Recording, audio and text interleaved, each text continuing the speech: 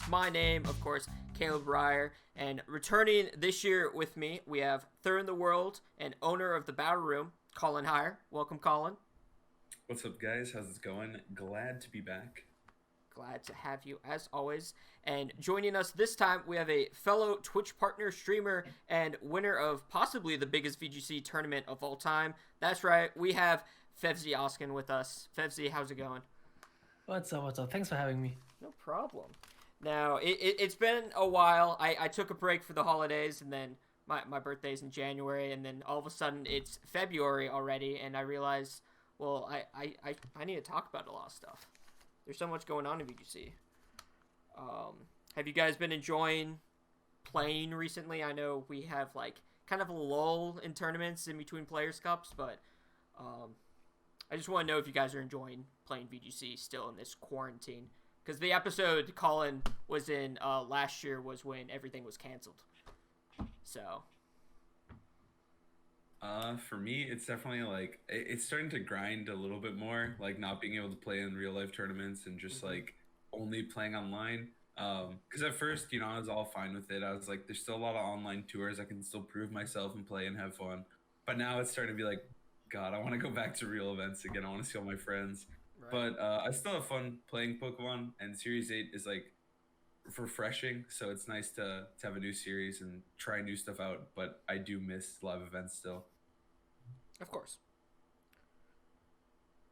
Now, Fevzi, I mentioned you won, that was, of course, Champions Cup that you won. So have you still felt like you're enjoying entering these big tournaments online? Like, we haven't had anything of the like sense, but of course we're all missing real life tournaments, but are you enjoying like streaming now, playing online? Yeah, so the thing about me is I was always investing a lot of time in Pokemon, right? Even before I was streaming. And like I couldn't agree more with Collin. Like, obviously streaming is fun, and I don't know if you say that, but I assume it is that way. And yeah, like playing Pokemon is fine. It's cool for sure. But I really miss offline events a lot. Like, the more days pass, the more I realize that I need them back. Because like we have online tournaments, or we had, like, I remember when the season was canceled, I think in March it was. Yeah, in March we learned about Berlin being canceled. And then we still had, I don't know, like a couple of weeks later we got Champions Cup. We got Players Cup after that. But I feel like it's like at some point it's not gonna keep the motivation up as it used to for me. Like, obviously the format's changing like every 3 months, I think. Yeah, it used to be 2 months, but they changed to 3 months with Series 7. Yeah, like that is honestly super refreshing. But yeah, if it wasn't the case, I think the game would have been really draining for me. And I don't know if I would be able or enjoy streaming as much as I do right now. Right. But yeah, that is what I think right now. So I hope we can return to offline events as soon as possible. Totally fair. Couldn't have said better myself. So the last episode I actually had, we talking with Kyle and Agati. We're talking about Series 7.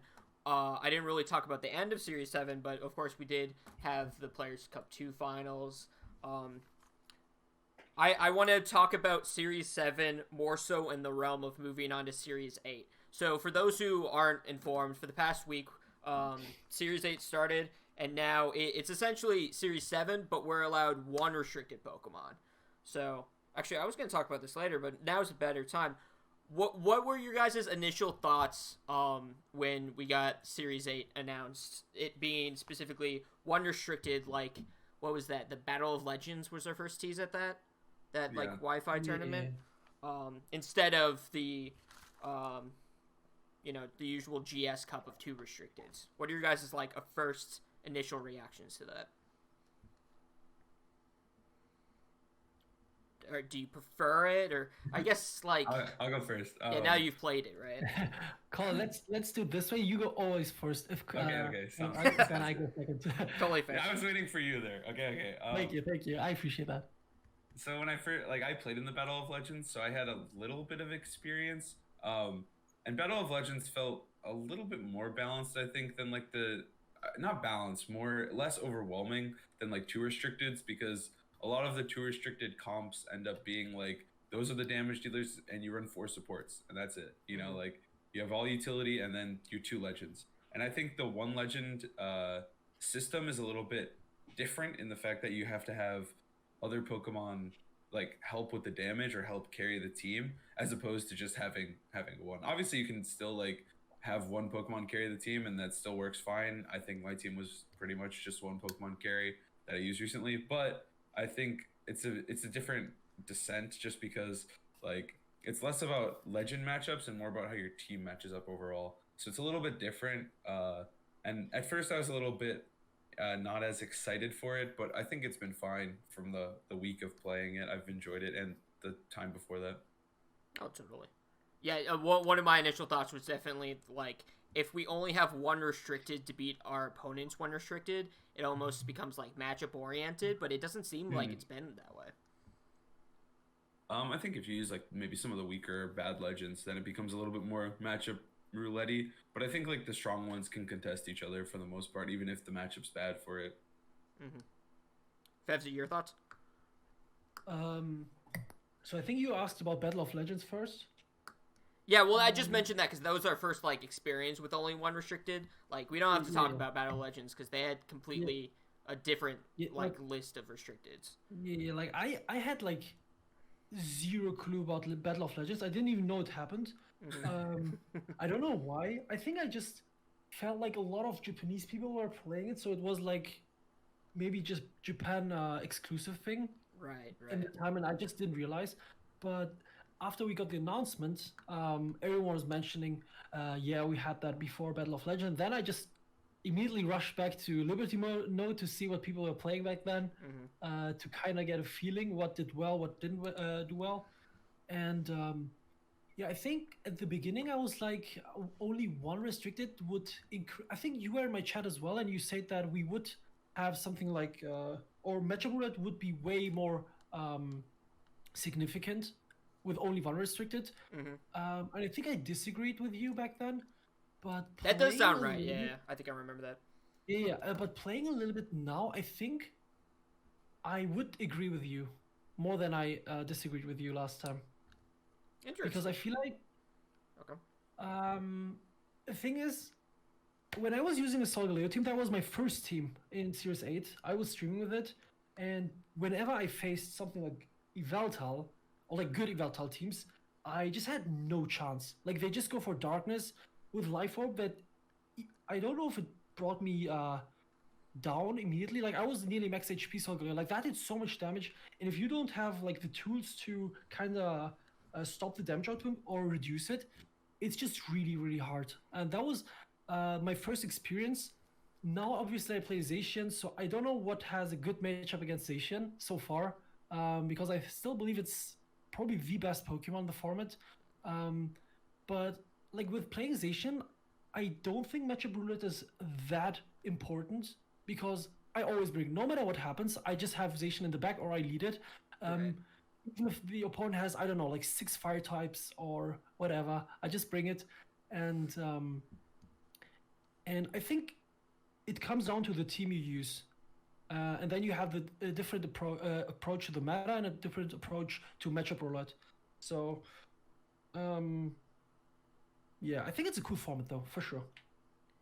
Yeah, so I didn't want to lean too hard into Series 7, but because of that, a lot of the like cores that were doing well in Series 7 are kind of like carrying over. I guess the one non-restricted I'd want to talk about, or I guess two, is like Landorus and Moltres. To me, stand out as like a big other maxed options people are using. Because especially you mentioned you're a Zacian user, you can't Dynamax Zacian, so or I guess Lapras is on the rise now too, of course, because of that composition. You know, let's totally axe Series 7. I'm looking at Series 7 teams. I thought they were more alike, but these restricteds are just like crazy. So I want to specifically, we have one big tournament, the X9 League Championship 2. Both of you guys top cut. I was very glad to see that you guys did because I was already thinking of having you guys on the cast. I'm like, boom, perfect. Awesome. So talking about specifically like that tournament, was there anything that surprised you guys going into that tournament, or is it like everyone had like similar thoughts going in the beginning of the meta, you know? So for me, when I went into the tour, so I was working with Raghav, and Lapdog was something that Raghav was working with as well. And I thought it was pretty good, but I thought it was more like, I don't know, hidden. Like I thought Raghav was one of the few people using it. And then I obviously know that Raghav works with Feis and Fevzi. So like I knew they potentially could bring it, but I didn't expect like all the lapdogs that we saw in there. There was so many of them. So I didn't expect that many. I thought it was a little bit more hidden, but like that was just because I didn't ladder as much as I would have liked to.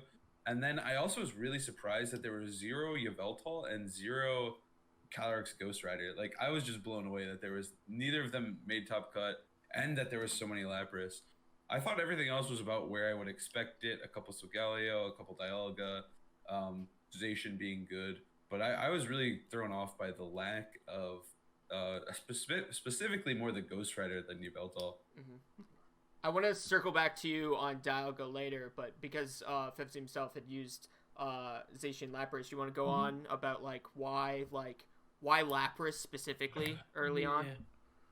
Yeah, so what I believed going into the tournament, before, like I was talking to Feis like 2 days ago, we wanted to make Dialga work as well. I think you guys say I think the correct pronunciation is Dialga, right? Yes. Okay, I keep saying Dialga because like that's the German. I think people say we go back and forth between them. It's fine. Okay. So yeah, like I thought that Dialga is gonna be super big because it counters Kyogre so well. So what I thought, I would see Dialgas, I would see Kyogres, I would see Zacians. Yeah, as Collin mentioned, a couple Solgaleos, Venusaur with Groudon teams. Mm-hmm. But I thought that's maybe a couple Xerneas teams, who knows? But that was it. Like I didn't ever expect to see so many Lapras out of nowhere. I felt like Lapras went extinct, so I was like, yeah, no one is gonna play that thing. And then I think 2 or 1 day before the tournament, I was streaming, and after the stream I checked my DMs, and then we have a group with Feis and Raghav, and I was looking into the group and I saw that Feis and Raghav played each other, and I don't know, I was reading something like, dude, you just destroyed me with Sword Stance, Sacred Sword, what's it called? Zacian. Yeah. And we were testing Dialga and stuff like that. And after that, Feis told me that, dude, that was so good, we have to build something around that. And yeah, that's how we came up with Lapras and Zacian, obviously influenced by Raghav as well. And I didn't realize so many people are going to use it. That was just honestly shocking. Like when I saw Cut, I was like, okay, I'm using it, Feis is using it, Raghav is using it. Yeah, it was Underhill and Burns both had it. Yeah. Cut. But there were way more. Like there was like, I'm seeing the Top Cut picture. There was like Magma Cap. And F. Corrado. Desu, Weeblewops. Okay, Weeblewops yeah. Just the Lapras. Ryder. Like a lot of people were using this, and I was like, yo, what is going on? Like, did I miss something? Like, I was lettering as well, but I never encountered that on the letter at all.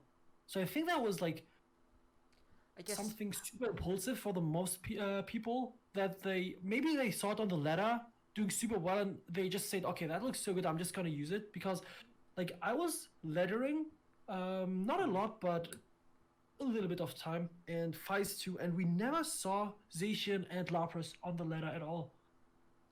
I guess innately, like, you can't max Zacian, so you're thinking of what your main max Pokemon is, and like the best max move in the game outside of like just generic like Airstreams is Gmax Resonance. So, and people I think early on forgot about how bulky Zacian is, because you think of its crazy speed, insane ability with its base 170 attack stat, but it can take some hits. For sure. So what was that? All right, so back to you. So Collin, why'd you opt not to join this train? What summons you to using Dialga in this tournament? So it was the night before the tour, and like I was narrowing it down between Dialga, the team that I used, and then the team that Burns and Underhill used. And I was talking to Raghav about it, and Burns asked him like how he beat Kyogre, and he's like, "Oh, you just Lapras them." And he's like, "But what if like Lapras goes down, or like they actually have Rillaboom or Kartana on the Ogre teams, and then you're just sitting there like getting smacked around?" And I'm like, that's kind of scary. Like Yeah, I'm like point.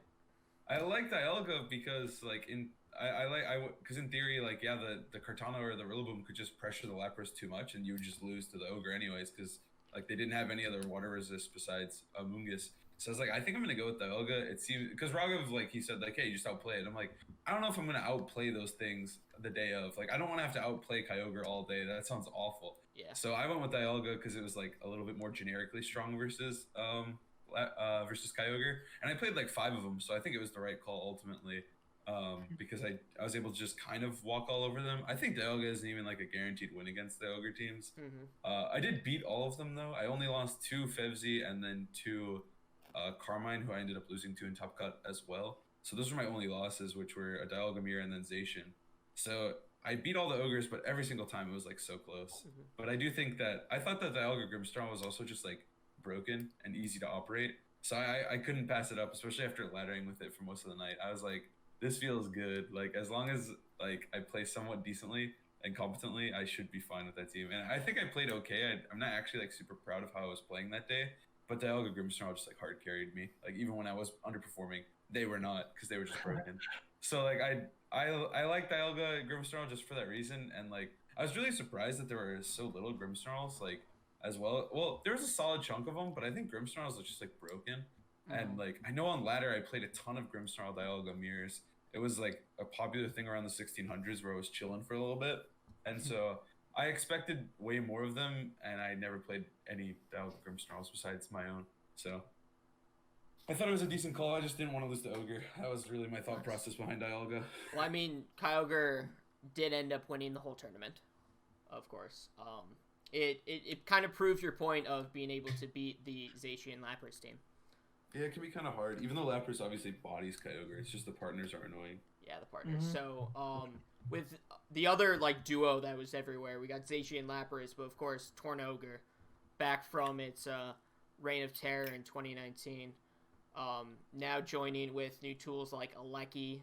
Of course, Kartana is pretty good with it. There's Urshifu here and there. I guess I'll ask you this, Fevzi. What makes Kyogre? We'll do our tier list later, but what makes Kyogre at least like top 3 or like the best restricted? Like, why is it so uncontested almost? I think what makes Kyogre so strong are its partners mainly. Like I faced I think 2 Kyogre teams in Swiss, and 2 in Cut. Obviously, I lost top 4 to the winner. And I felt like Kyogre was never the problem. The problem was always its partners. Like, let it be Kartana, let it be Amoonguss that redirects, Tornadus that enables its speed control. So. Well, then why does it have to be Kyogre on those teams then? I think because it just does, like, once you get rid of the threats, like once you get rid of Kartana, Lapras example on my team, which you do with Aleki, Kartana, Kyogre is just free to win you the game. It kind of feels like VGC 17, when you were playing a Celesteela team, you just had to get rid of Arcanines or other fire types, and then Celesteela just won you the game. Right. And it kind of feels like the same with Kyogre as well. Like, you just get rid of the threats or the annoying things, and yeah, the win cons are just so clear. Yeah, exactly. I also think like with Kyogre. Oh, sorry. No, I was just. I just was about to say that not many people, not many Pokemon feel this way besides Kyogre. Like, Groudon is not super good. Like, obviously you have P-Blades, which has really bad accuracy. There's a lot of flying types or levitating mons around, which you don't want to hit. Landers is going to switch in, you will be at -1. Intin is gonna switch and you got at -2. They're gonna party shot you. They're gonna U-turn you. It's like Growlithe is just awful. I think if you compare it to Kyogre, and Kyogre is just uncontested in that regard. I think. Right. So, what are you saying, Collin? I think Kyogre also, like, if you ever miss position incorrectly against it, like Tailwind's up or Kyogre's just faster than you, like, you will just get punished by Water Spout over and over again. Right. So, like, I think it also has, like, a really easy, like, Kyogre itself is really easy to play, and if your opponent doesn't respect it or isn't as prepared as, like, even the Dialga team sometimes suffered to the Spouts. Like, I found myself losing games because they led, like, Instant Torn, and I led Dialga Grimmsnarl like I do every game, and I would press Reflect, or they would lead like Cart Instant, right? I'd press Reflect, obviously, right? Because they led Cart Instant. But that was actually a mistake, and I would end up losing the game because I never had Light Screen up because Grimmsnarl would die, and then like something would happen, and then I'd have to take Water Spouts, and then Dialga was the only one who could take it, but Dialga couldn't KO Kyogre fast enough. So there were situations even where I was losing to it just because I'd have to Light Screen in front of 2 physical attackers just to like save the game. Like I think it was Metagross plus Tornadus. I would have to set up Light Screen turn 1, even though that felt stupid and awful. Like, but I started doing that for games 2 and 3, and I won them because Kyogre wasn't able to actually kill my Zapdos or whatever in the late game. So Kyogre, if you miss position a little bit, it's like the Scarf Ogre. Like, there's so many checkmates you can get with Kyogre, and so I think that's part of the reason it's so good. And I think it's the best archetype for Kartana, who felt I tested Tornogre like a little bit last night. And like Kartana felt really broken in the rain, but I don't think it's like a broken Mon like normally. I think just like with Kyogre and all the friends that it has like on the Kyogre teams, Kartana feels like 10 times better on that team as opposed to like if you're on like Kartana plus Groudon or something, it wouldn't be nearly as good. Yeah, it makes complete sense. Let's see, is there anything we didn't harp on in the X9 teams? Oh, I guess we talked about the complete lack. You were surprised by the lack of Yveltal, Shadow Rider, I guess. Ice Rider's not there, but we have either of you experienced like an actual good Xerneas team yet? No. Like I think we gotta like pour one out for our guy. Like he had a good run, but it's just something about it. Xerneas would be I wouldn't say the best, but one of the best second restricteds, I want to say. It'd be buffed for sure. But like, because we only have one, it's tough. I think the big thing is like Xerneas is actually really good not maxed. Because I used it a little bit before the season started, but I wouldn't call that team like good. But I was spamming it a little bit, just like learning about Xerneas, and like Xerneas feels really good when it's not maxed because it can sit there forever when the max is like when the enemy maxes. But like part of the issue is you can just switch in steel types on it, like switch in Solgaleo, Metagross, like even Metagross can do it. Like you just switch it in, and the Xerneas is like either has to switch out or take max steel spikes. Like you just kind of get checkmated by the max plus the steel spikes. Like where there's nothing Xerneas can do, and if it maxes back, that's fine, like the Xerneas, but it's still gonna get 2KO'd. So I think that's like the big issue where like we don't even have hidden power or anything. Like if you had something like a Groudon or something like to help, like the second restrictor would help so much. Like just threaten the steals or threaten that, because that's why Xerndon was always so good. Is their synergy together just made so much sense. But now like Xerneas has to be the solo restricted, and it just doesn't feel nearly as good. You have any thoughts on that, Fevzi? Yeah, I definitely agree with Collin. Like, I don't believe there will be a good Xerneas team in Series 8. I just don't believe it. And I also can't see it winning tournaments.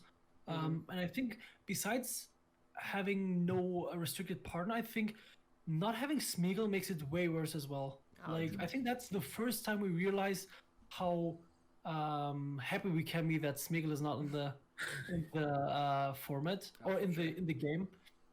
I think if Smeagol was around, it could still be annoying with because you don't know what's gonna do, right? It gets like access to every single move nearly, and I think Smeagol would definitely enable Xerneas a little bit more, at least. Yeah, right now it's tied to basically Amoonguss and like Amoonguss and Incineroar. Yeah, and like what people do, they just play safety goggles. They can still spore you with their own Amoonguss, even though you have your own Amoonguss next to it. So Kartana can still hit you because it's a grass type, obviously. So it's it's really rough to make Xerneas work for sure. I guess so. The other Pokemon kind of lacking. Obviously, this is like the series hadn't even started yet technically when we had this tournament. But the other one we're lacking, the two new restricteds we have, the Calyrex Shadow Rider and Ice Rider. Is there like are these good Pokemon? Like do we just not have the compositions ready for them yet? Has that not been discovered yet? Or there was one Ice Rider in cut. Like one made it through. Oh yeah, there was one. That's correct. My bad. But yeah, like I think part of it is like I don't think they're ready. I think the ghost one's really broken. I think it's really like prevalent on high ladder. I think we've seen a lot of it there. But I think it just wasn't ready. Like no one was willing to risk running the Shadow Rider yet. Mm-hmm. And I think the Ice Rider is like Ice Rider is like a meme. Like I feel like that one is just like you use it like you can copycat you can do copycat trick room shenanigans. Like there's just like hard TR teams built around it. I think it's just like it's okay. At a certain point, you have to ask why not just use regular Glastrier. I think regular Glastrier is still pretty good. I think that like there was one in cut glancing over, but like I think that one's still pretty good and probably is just better than the Ice Rider because you don't have to waste a restricted slot. It's kind of like Moltres, I think, where like we didn't see any Yveltal here, but we saw a lot of Moltres, and it's like a similar typing and similar goal. They're very different Pokemon. Like I think you can't really compare them. Just like Solgaleo and Metagross are completely different. But I do think that like it's nice when you can just run Moltres and Solgaleo instead of Yveltal plus Metagross. Like I would rather use the big lion instead. So I think that's part of the issue with the Ice Rider as well, is that it's outclassed.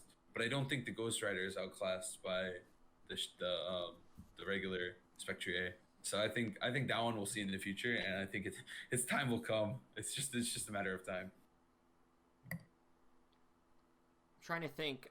So outside of restricted, are there like non-restricted that you guys are surprised aren't being, I guess, not spammed as much, but like used as much on in higher usage?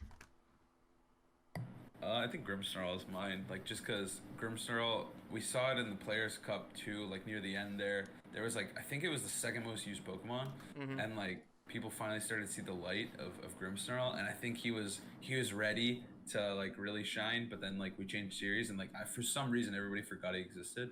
So now he's back to like being like kind of sleeper in my opinion. I think Grimmsnarl is broken. I stand by Grimmsnarl as like the second best Pokemon. Okay. Yeah, non-restricted wise. Do you have a choice, Fevzi? I know you're happy Lapras came back, but Lapras is now mainstream again. So, is there like something under people's radar? I feel like should be higher. What I saw when I was looking or going through all the cut teams, I think I was surprised by the lack of Finny because it was one of the best Pokemon in Series 7. But I guess that always happens when, like, I remember VGC 18, how people use Finny, like, with Calm Mind, and then GS Cup came in VGC 19, and then everyone swapped to, I don't know, some strange sets with Icy Wind, Nature's Madness, Gravity, Heal Pulse. I think that the same happened here as well, but the fact that Finny lost Gravity, I didn't know that. Like I just learned about this. It lost Gravity and Swagger. Yeah, no Swagger as well. And I just learned about this like a couple days ago, and I was super surprised when I didn't see Finny, but then I learned about the fact that it doesn't learn Gravity or Swagger. Okay, Swagger I knew before, but yeah, that was kind of self-explanatory after that, and I don't think we're missing something right now. Like that's my thought. Do you think like regular Finny goes up in usage? Like it's only one restricted, and Finny's still like the same Finny we had in Series 7 top usage. I think it will definitely come. I think like the fact that there's so much Amoonguss, like I'm just seeing the picture, like I don't need to count. I'm pretty sure it's like over 10 Amoonguss in cut, and I think the fact that Amoonguss is so is prevalent a word? Like prevalent? Relevant? Yep. Okay, prevalent. Okay. Is, in my opinion, a big reason that Finny's gonna rise in UGSGM, because Coco is really bad. I don't know if you guys watched my video, but Coco was really, really bad for me during the entire tournament. For Would you Fies have as well. preferred having Zapdos like Alex and Justin had? Not Zapdos. I think Regieleki would have Regieleki. won us the tournament probably, or even Assault with Thunder, something like that. Because the biggest reason was we couldn't touch Kyogre once it was at +1 because of Kartana. We couldn't even stall the Tailwind because like normally what we did was we stalled their Tailwind and then Zacian just outspeeds and we win from there. But the fact that it was at +1, it was sitting there, we couldn't do anything, was a big problem. But Regieleki just doesn't care about the speed boost, at least about the one speed boost, and we can still one-shot it in the late game. But yeah, that was the biggest problem with Coco. All right, I'm trying to think. You know what? Let's just go straight into this tier list. We've been dancing around this. It was a huge thing. I don't usually buy into the tier lists and whatnot, but it was a huge thing on Twitter last week. So I thought I have you guys here because my opinions. I've been laddering with a. We'll talk about it when we get to it. Not a good restricted. I'll say that much, but yeah, I want to have your like top player thoughts on, I guess, an evolved tier list per se. So right off the bat, I kind of order them in like order of relevance that I would kind of tier, but we'll go back and forth with each other. So Kyogre versus Zacian. What's number 1 and why? I think I know what you think, Fevzi, but Collin, what's your vote on what's like the number 1 restricted threat right now? I think it's definitely Zacian as well. Like Zacian is just so good. Like you can build. I think there's even more like teams you can build without Lapras as well. But Lapras Zacian is obviously really potent. But like Zacian is just so flexible. You can fit it with almost anything. It's just Fairy Steel. It's great typing. Like offensively, it has a plethora of movesets. You can run sub. You can run SD. You can do whatever you really want with it. So I think Zacian is definitely number 1. Kyogre is really one-dimensional. Zacian isn't. So I think that's what gives it an edge. That's a good point, because Kyogre is really carried by like the Torn kind of cart teams. I haven't really seen other kinds of teams. You said you fought like a Kyogre Metagross team. Yeah, it's still Torn, but yeah. Gotcha. But like I think Kyogre, even just as a Pokemon, like you don't necessarily need Torn, but it makes it really good.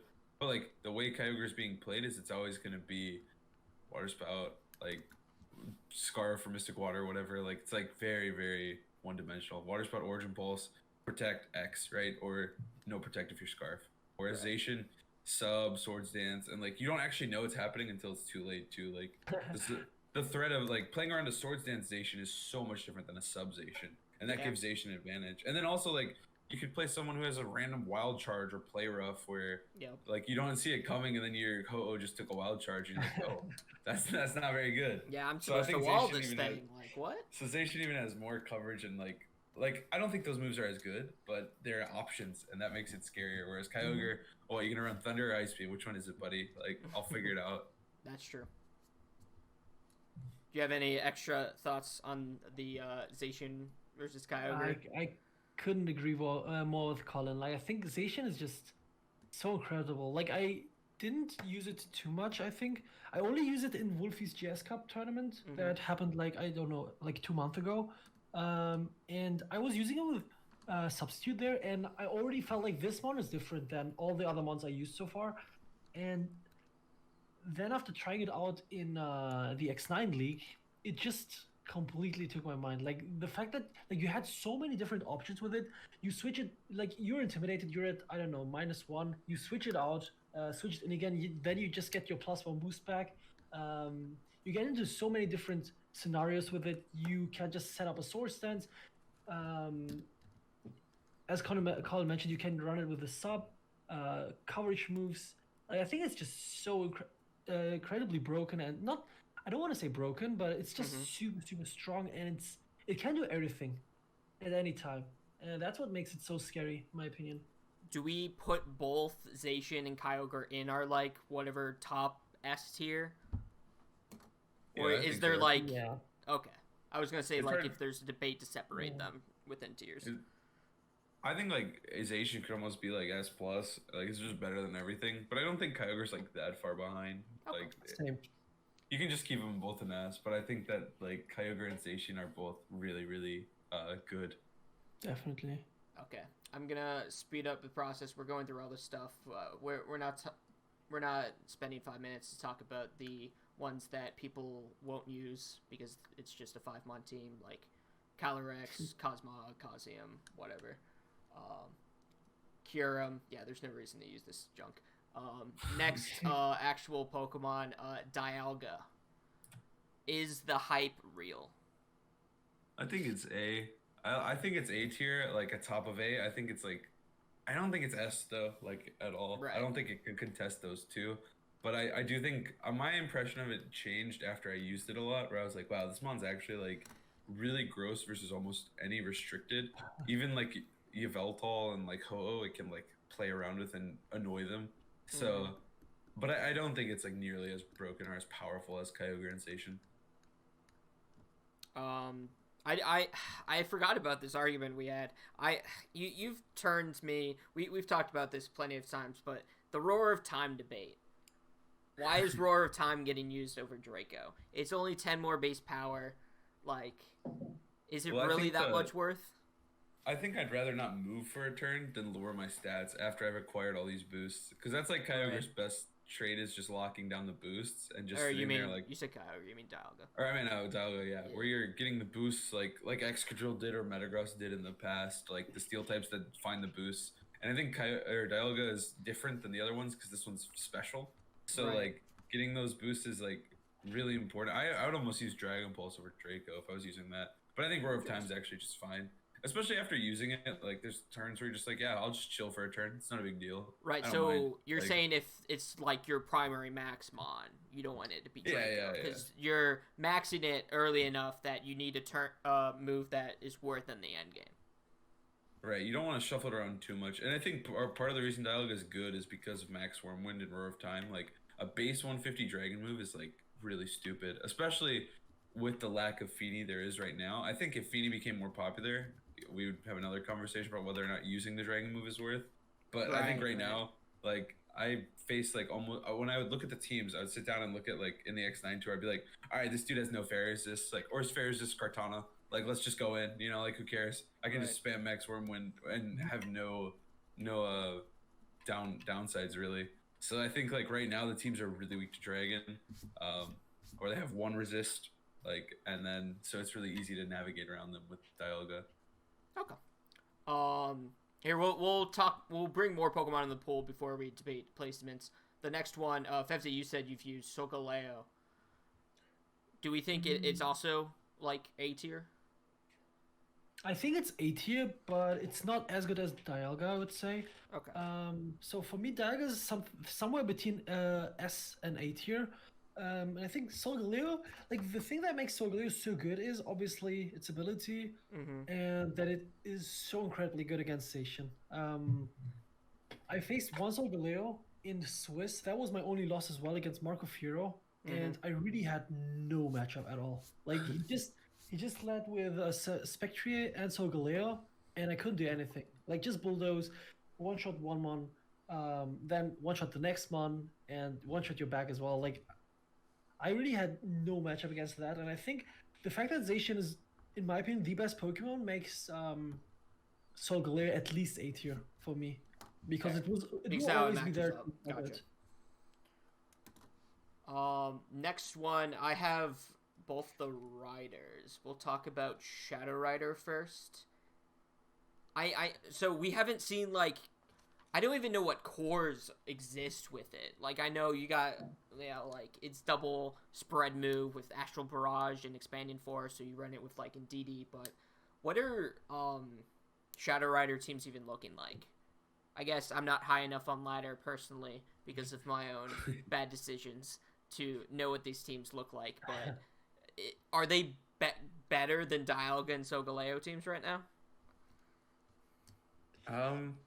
I think that there's a lot of options with what you can run with the Shadow Rider. It usually involves follow me and then like a bunch of support. Mm-hmm.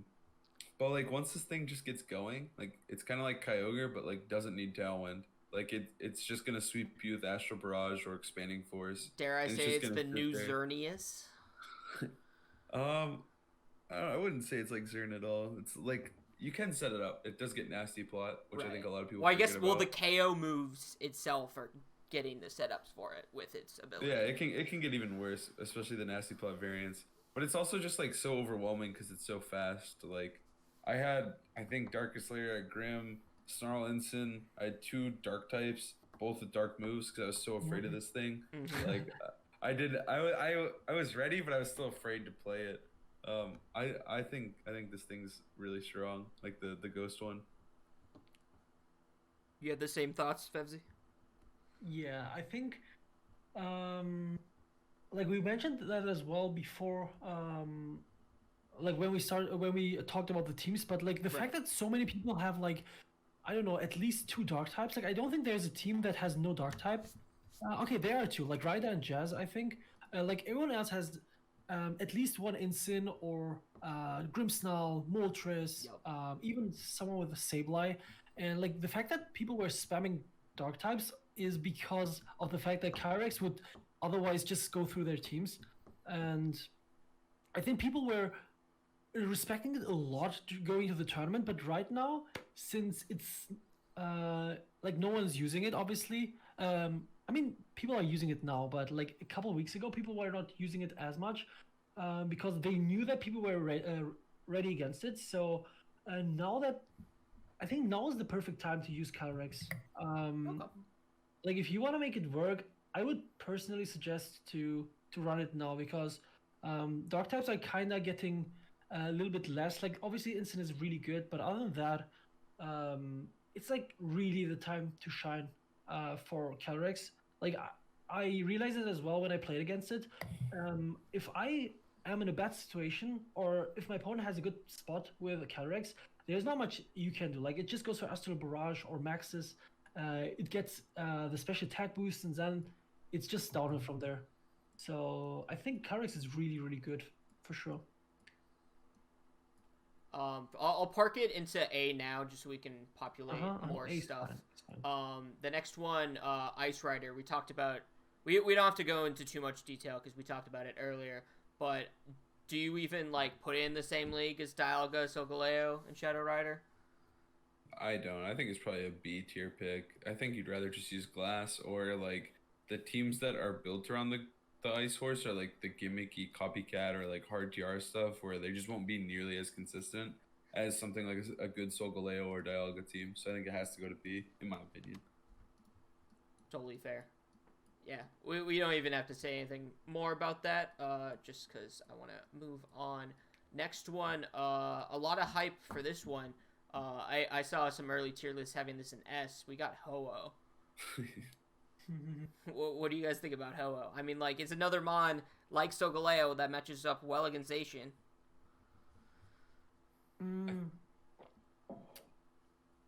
Collin, your turn or my turn?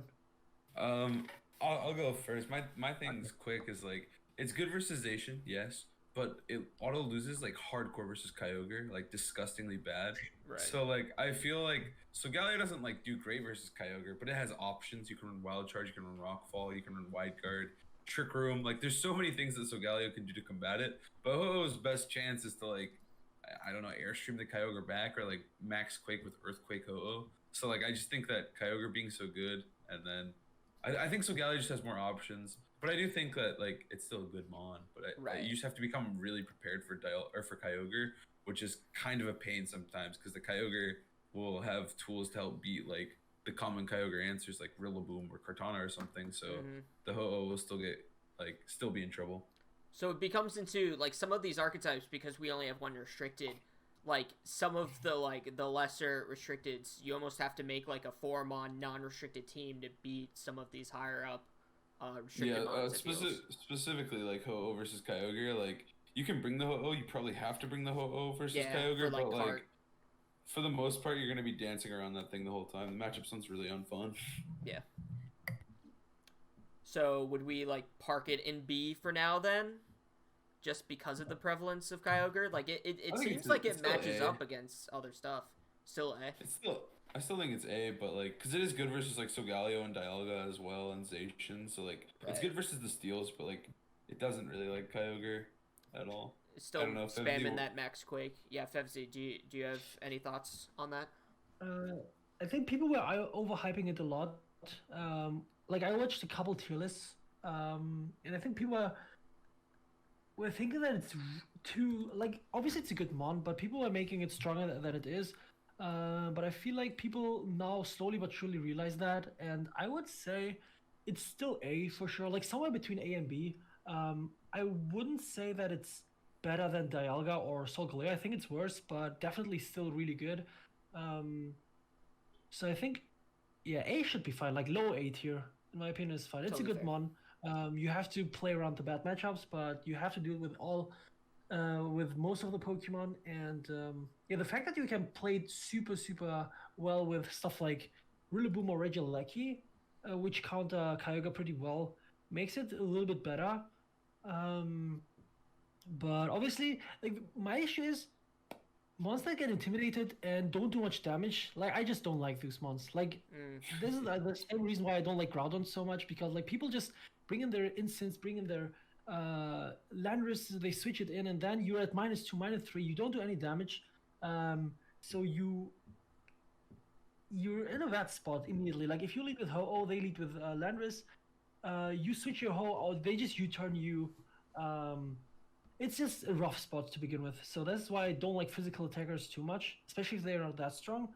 And yeah, I think it's still A tier though. Like I don't want to put it in B tier. Gotcha. But it's like no A tier in my opinion. I think so. The next one that I'm just gonna firmly park right next to it is goes to Yveltal, right? It's still kind of it has those issues against certain of the higher up restricteds, but it's a dark type. It's not gonna struggle against Shadow Rider.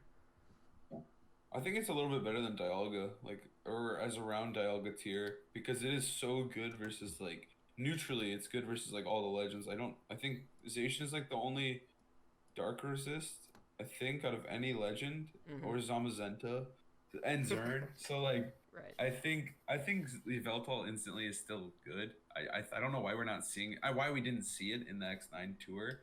The irony is there was a lot of Moltres is the issue. Yeah, but I do think like just because Yveltal, like Shadow Rider teams hate Yveltal too, and I think even Kyogre like isn't a fan of fighting against it. It does a lot of damage. Especially with like AV and Snarl, it can be like quite the pain. And I always thought that like Xerneas was secretly the only thing in the game balancing Yveltal from being the most broken Pokemon, and like it was just a matter of time before someday it would just overtake the Xerneas. And like I think we saw a little bit of it like last year at the end of Ultra, where like Yveltal was just ramping up, specifically with Joe's team. But like Joe's team was just ready to combat Zern, and like if you can beat Zern, Yveltal just goes nuts. So like I think Yveltal, like I think it's still a little bit unchecked now, especially because I think Zacian saved the day. Without Zacian, there would be no fairy to threaten it, and I think Zacian existing is good for the game, just for the fact that otherwise Yveltal is unstoppable.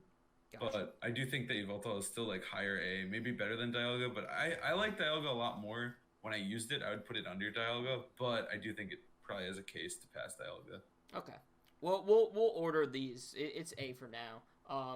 So here, just to speed up this process, we'll go back and forth on restricted. So Fevzi, you take Groudon, because you were just talking about. You know what? We'll talk about Groudon. We'll talk about 3 of the ones that you kind of identified. Just talking about ones that get Intimidate cycled. I'm specifically looking at Groudon, Zygarde, and Duskmane. So, starting with Groudon. I think Groudon is an awful mon. I tested it. It felt really underwhelming. Max Quake boosts were cool. Weakness policy was cool, but other than that, like people were just ignoring Groudon when I was playing it. They had their Landorus, they had their instants, they had their other levitating mons, and like I'm really not a big fan of Groudon, and I won't get friends with it. I think during Series 8. And yeah, the fact that it's only has one typing makes it really, really underwhelming for me as well. Because what I like to do if I max him on is I want to use both of its step moves. And if you only have one step move, it can really be underwhelming in my opinion. I am thankful, Yeah, I don't know however, about that we do not have the primals in this format. Yeah, I will say Primal is a that. different story. Like I think the fact that I'm used to Primal Groudon kind of makes me hate Groudon a little bit more than normally. Gotcha. So like whenever I used Groudon, okay, I liked it in Sun Series to be honest. I don't know why. I think because we had two restricted and I had a Ho-Oh and a Groudon team and giving Ho-Oh the Sun in Yeah, Kyogre matchups as Drought's well was important. pretty Yeah. cool. Yeah, Dart is pretty cool, but I think without another restricted partner, Groudon just feels like B tier, like low B tier, even in my opinion. Low I B don't- tier. Okay, Okay. let's not It's disrespect it that definitely much, the but- definition of B tier, I think. Yeah, it's like it can definitely work, but you need to put a lot of resources and invest a lot of time into making it work.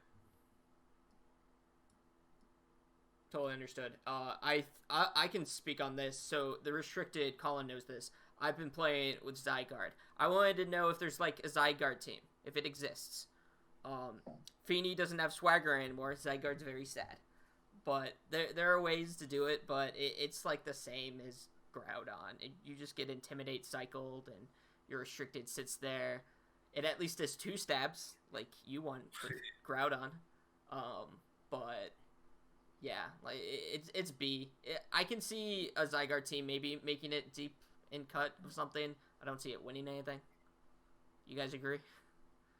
Yeah, it's okay. I think it's like I haven't really explored it, and there might be like crazy Zygarde dudes out there spamming this guy trying to figure out how it works. But right now, I'm not wasting my brain power trying to figure out Zygarde. I'd rather just figure out the broken Pokemon first. That's true. Um, I just like how it looks, and I'm bored. I don't know what it does better than Groudon though, and that's saying something. Like at least Groudon gives you Drought and helps Venusaur. Zygarde doesn't even do that. That's true. I don't think it's horrible, Mon. I think you could find. I'm sure It plays into. It doesn't even play into Kyogre more if it's better if it's Ice Beam. So. Yeah, I think it's just like a weaker version of Groudon. I'm sure it could win something. I'm sure someone could really get creative with it because people are gonna like not sleep on it but disrespect it so that like Right. I know if I went to a tournament and then Raga was like, "Yo, dude, just so you know, you auto lose to Zygarde," I'd be like, "Okay, that's fine. That's okay." And then I'll play the guy who has the Zygarde and lose. But outside of that, I think this mon's not really a huge threat. Totally fair. So we just had steel types. I remember in early tier list, all the steel types were in A, but why are we using Duskmane over Solgaleo? Like Intimidate, I think. Right, well that's why we're using Solgaleo over Duskmane. But what's the reason why we would use Duskmane in a situation? Like why like I see it as like sticking around B with these other mons that can be intimidated. Like It's bulkier. It's harder. Like they're both good weakness policy users, but like if we in a vacuum there was no intimidate, like Duskmane would be just better because this thing is unkillable. The ability is just so stupid strong. But being unkillable is cool, but also getting intimidate spam, like you just party, like you can lead instant into it, intimidate it, and parting shot. So even if they weakness policy proc, like you're still fine. Like they're still at neutral after all that went down. So like I think that's like the big issue is like Instant is like specifically way better against Necrozma Duskmane than Solgaleo, and that's why I think Solgaleo is better. But I think like it gets Trick Room, it gets Wide Guard. Like you can do some cute like semi-room stuff where you can set up Trick Room if you want it, but you don't need it. But I think they function very similarly, but one can be intimidated. At least from my early, like, I haven't spammed either of them that much, but gotcha. I've played a little bit with Duskmane, and like the unkillableness is like the selling point. Would you put it over Ice Rider, Groudon, Zygarde? Probably as good as them. Okay, so that's the definition of B tier. Fevzi, I'll ask you next. We haven't talked about Xerneas yet. Is Xerneas better than any of the other 11 restricted we've talked about yet?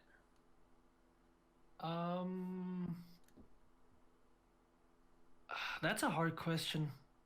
We talked about Kyogre, we talked about Zacian, we talked about Ho-Oh. I would say Xerneas is probably better than Groudon. Groudon. I would say. You're really hating on Groudon. Here, actually, I'll send you, just so you guys know, I've been keeping track. I'll send you what my list just looks like right now. All right, perfect. Chat. I think B tier is a really good tier for Xerneas. It can work for sure. I don't think it's terrible. It's just really, really hard to make it work. Like the fact that so many steel types just wall it or threaten it is incredible. Obviously super bad if you're a Xerneas user. I still think someone out there will make it work.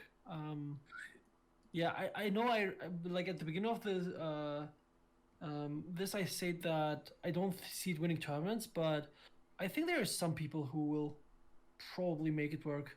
Yeah, some Xerneas diehard out there. Like, yeah, at the end of the day, it's still Xerneas. It didn't get nerfed, if I remember correctly. Like, Fairy Aura is still the same boost. Yep, everything's the same. Just the environment needs and it has routing. dynamics too.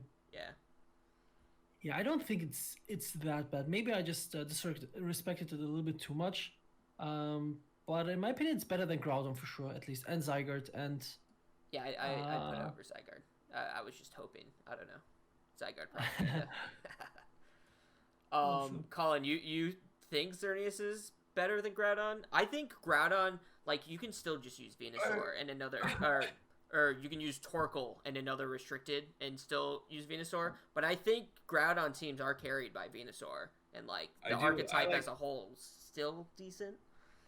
I like Groudon way more than Fevzi does, but not enough to move him out of B tier. Like, no. But the question is Xerneas versus Groudon.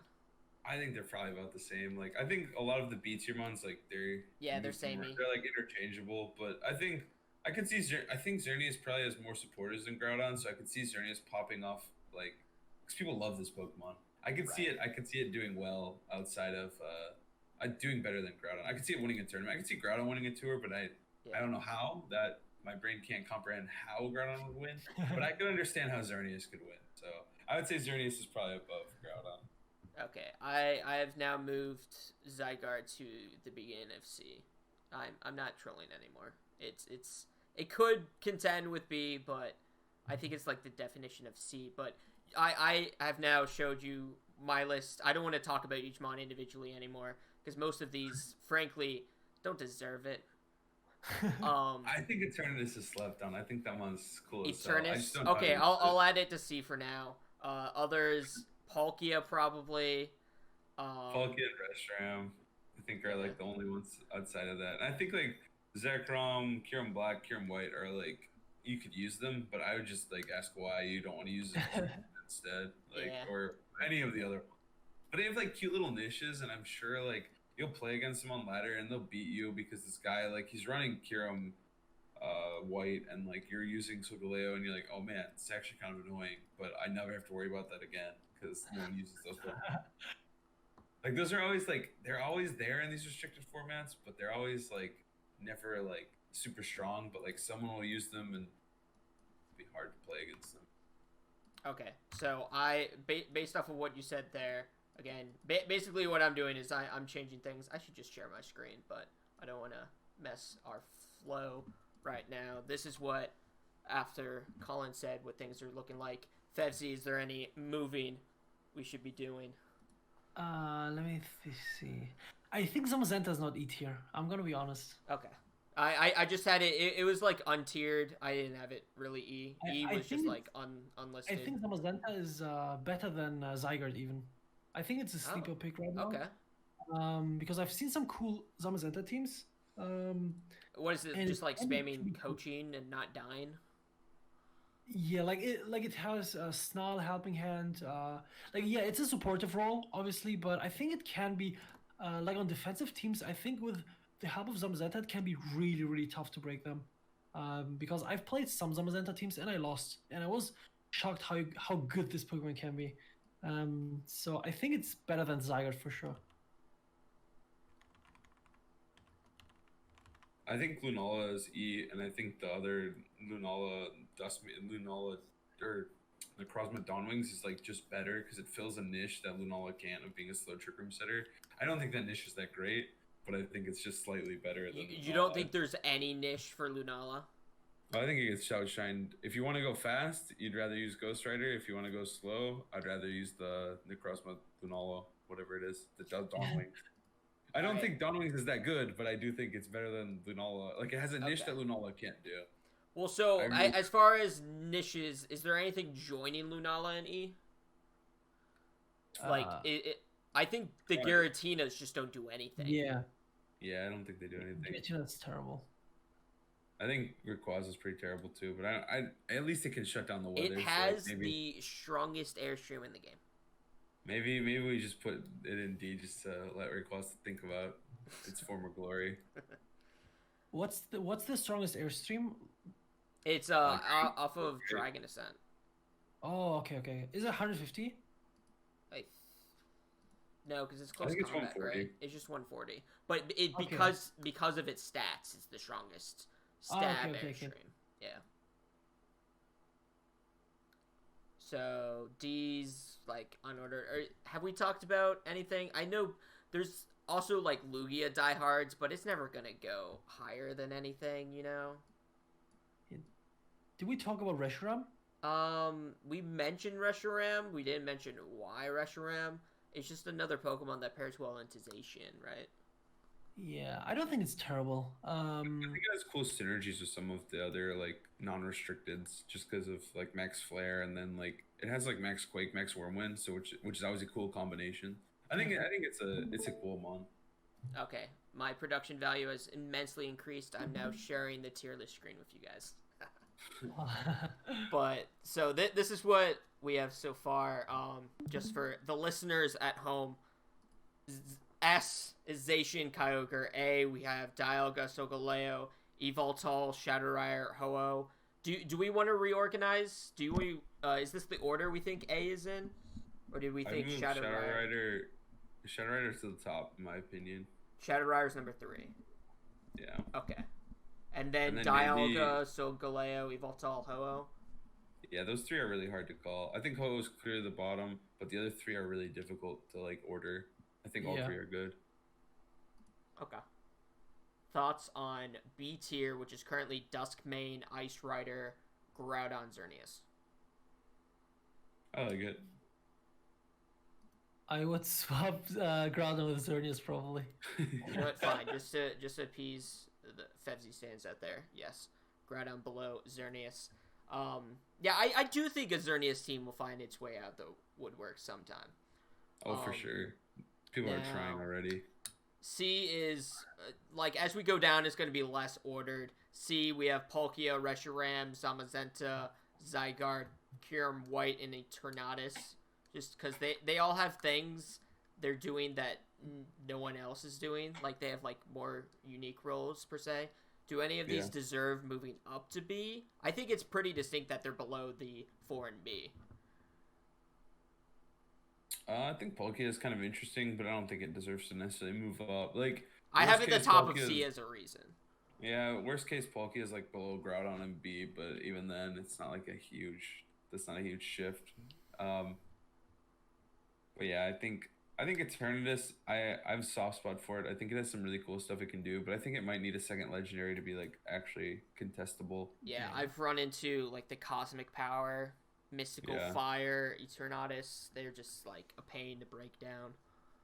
Because like its stats are incredible. It's just not. It's just not there because you need another max. So when you can't max, like when you're not maxing Zacian, that's totally fine. It's really strong. When you're not maxing Eternatus, you're like, damn, like I need to find something else to pair with this thing so that it doesn't die. Like exactly. It's a little bit harder to find a partner where Zacian is just so much more flexible. Yeah, we tried to make it work actually, me and Feiss, but it was just so underwhelming. Like in theory, we were like, okay, we're gonna, I don't know, hit holes through the opponent's team, and then we're gonna set up some cosmic powers. But you don't find the time, in my opinion. Like even if you think, I think this Pokemon is cool. I think as soon as you try it out, you'll realize how bad it is probably. Yeah, you'll understand. Um, The poison typing isn't really helping it too much. yeah. All right, so D tier order: Lugia, Zekrom, Mewtwo, Black Huron, Dawnwings, Rayquaza. Are any of these worth like noting? I guess really. Not really. Like they're there for a reason, but they're distinct from E tier where it's Lunala and Giratina, which have stats, but there's like no real clear reason to use them, right? Unless you wanted to. I would say maybe Zekrom is not worse than Eternatus, I think. Okay, That's fair. he can join his buddies up at C. I think Zekrom is still promote him. like if you really hate Tornadus Kyogre, I think Zekrom just solves your problems. That is true. He's always the had fact that that- niche. Yeah, and the fact that now Sacred Swordization is kind of popular means that it's not running play rough. So Mhm. I think if you want to use Zekrom, probably now is the best time to use it. Yeah, I don't think it's terrible. I think C tier is probably fair. Okay. Is there any other movement that needs to be done, or does this look? I mean, obviously we're competitors at the end of the day. We want to win these things. Only half of this tier list do we really care about, but we care about knowing about the other mons in case we fight them. You know. Yeah, that's fair. I mean, I wouldn't probably dip below B in terms of what I was using.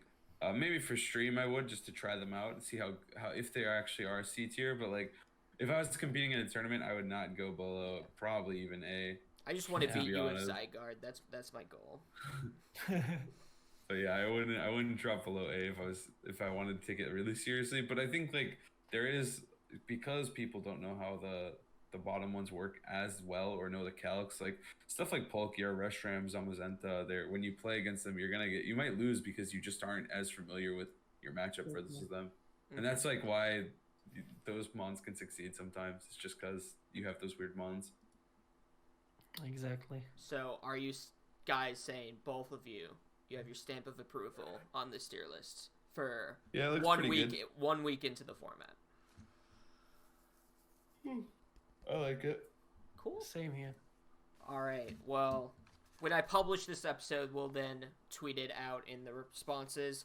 You can obviously watch this on YouTube or listening on Anchor if you want to get the details on that. Now, is there anything you guys feel like we missed talking about Series 8? We talked about like differences between this and GS Cup, Series 7. I guess with how infrequently I'm doing these episodes now, do you guys have predictions or hopes for Series 9 yet? Because that's going to be coming. We know for sure it's what? So February, that's May. May 1st will be Series 9. I think they will just add another restricted, so we have GS Cup. You think we'll get GS Cup? Honestly, Yeah. that one surprised me. Like they're still. I guess we might find out this month if we're getting another Pokemon game this year, like end of the year. Yeah. Do we know if there will be Red Orb and Blue Orb? Like, can they somehow get into the game, or is there just like no way? I don't think there's a way. Okay. They would have to like From what I patch it and add it in. I don't think they're in the game at all, so otherwise they'd probably be allowed. Yeah, just imagining the Primals Dynamaxing. That would be. No, thank you. Because those Oh are the my only God. other mons that have base stats. Like I'm glad they've started min-maxing Pokemon in more recent gens. You know, here let me just bring up base stats. Yeah, because at base 720 is Zacian and Zamazenta obviously crowned, and then Zygarde completes 708. The Primals, like, I can't even bring up their stat totals right now on Showdown, but I think they're up there, and I think it would break the format if they could Dynamax. It would just be the fight between those two if they had the orbs. Honestly, Definitely. even if they couldn't Dynamax, I think it'd be problematic. Because the primal weathers just in general is ridiculous. But I think the main reason they're not going to bring those in is because, like, it's, I guess, sister is Mega Rayquaza. and that's the primal. So like they're not adding megas, so they're not going to add just those items. But yeah, so your guess would be GS Cup. Collin, do you have any other speculation? Man, I don't even know. I really didn't expect Battle of Legend, like the one legend rule, so I really didn't know what they were gonna do. Yeah, I also didn't expect legends at all. Because this is the shortest we've had NatStax format. It was only 3 months, and then boom, we got it restricted back. Because I think the next one is like the one, because this one's 3 months. This one will be getting close to when the presumed Diamond and Pearl remake come out. So like this might be our last series before Diamond and Pearl. It would be May, June, July, and then... Oh, no, there would be one more. There'd be one August, more, September, So November, presumably series... Yeah, because then it would be August, September, October. Yeah, if they release in November, we have 2 more formats to expect. I don't know how they can spice it up. I would hope for a no Dynamax format. I think that would be really fun and interesting and completely different, much like this one is. So that's what I would have to root for. But I think... Honestly, after Fevzi said it, I think that I could totally see it being the actual GS Cup, and they just give us one more legend. Because that would shake up the game a lot. Like, 2 legends is completely different than 1. So it would be an interesting change if they did give us 2 even. Yeah, so, it'd be kind of like a natural transition, because Series 7 and 8 aren't as different. I'm so glad, I'm sure both of you agreed that we didn't get another Series 6. Series 7 with bans. That ban list, we were theorizing that looked so bad. Yeah, that would have been unfun. Yeah. I think they caught on to our feedback from the first time they did it. Hopefully. Okay, well, thanks so much for joining me today, guys. You guys have any shout-outs? Obviously, I'm going to plug both your socials and whatnot. Yeah, Collin, go ahead. Thanks for having me. Where can people find you? Oh shit. You can find me on Twitch at the BattleRoom, and then on Twitter at just BattleRoom, and then on YouTube at the BattleRoom. So I probably should just change my Twitter at this point, but I think that one's taken.